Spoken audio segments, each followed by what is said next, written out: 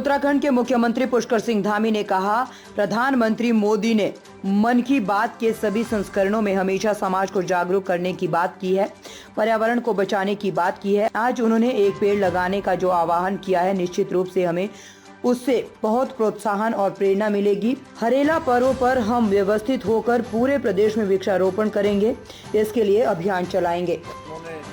हम सबके सामने रखा और उनके सारे संस्करण 1 से लेकर 111 तक सारे संस्करणों में हमेशा उन्होंने समाज को जागरूक करने की बात की है, पर्यावरण को बचाने की बात की है, दूरस्थ क्षेत्रों में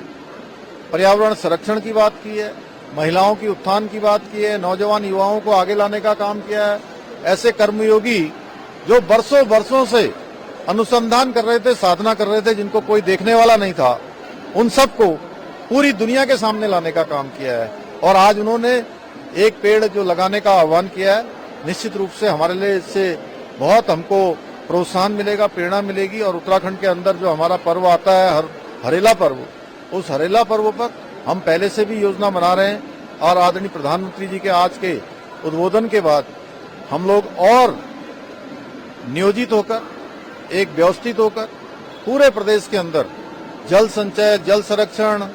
प्रकृति के संरक्षण पर अधिकाधिक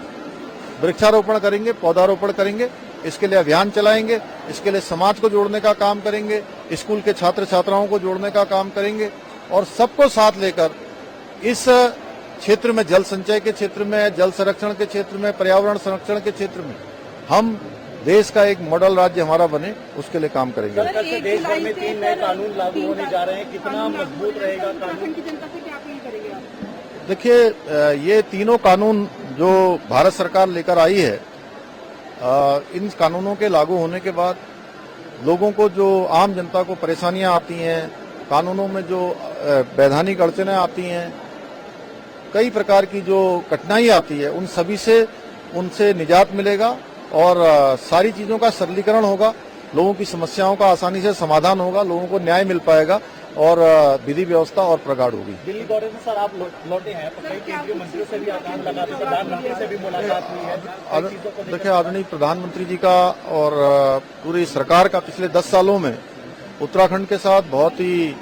सहयोगात्मक रवैया रहा है। जो भी योजनाएं उत्तराखंड से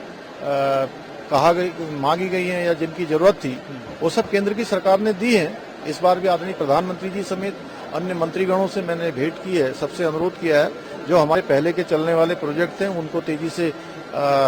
पूरा किया जाए और जो नई योजनाएं हैं, जहां पर हमको अड़चनें आ रही हैं, बिजली के क्षेत्र में, इंफ्रास्ट्रक्चर के क्षेत्र में, वन विभाग में, शहरों के विकास के क्षेत्र में, पर्यावरण के क्षेत्र में, उन सब पर मैंने प्रधानमंत्री जी को अवगत कराया है और आदरणीय प्रधानमंत्री जी ने हम लोगों को पहले की तरह हमेशा उनका सहयोग मिलता रहा है, आगे भी हमको मिलता रहेगा।